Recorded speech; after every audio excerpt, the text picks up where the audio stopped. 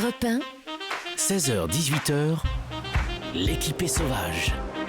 Mathieu Noël. Ma chère Mélanie, vous allez maintenant entendre, j'ai envie de dire, ce qu'Europe 1 fait de mieux.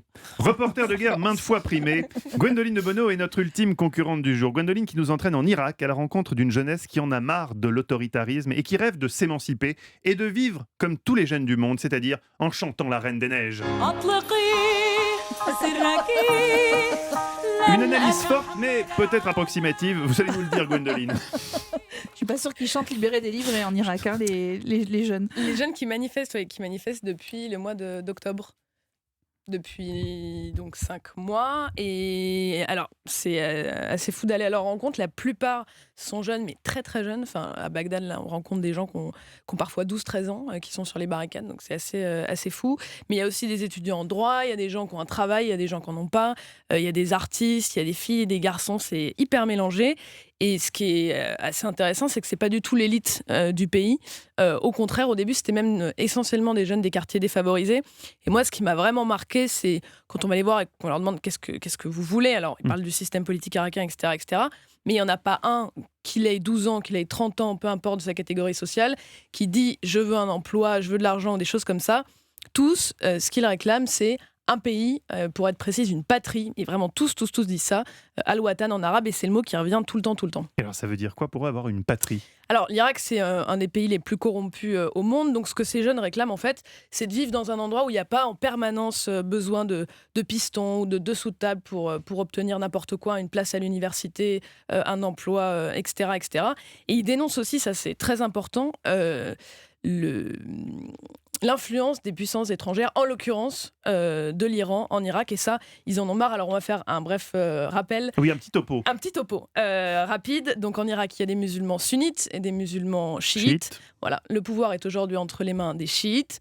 Et le régime iranien est chiite, c'est pour ça qu'ils considèrent... D'où l'influence en Irak.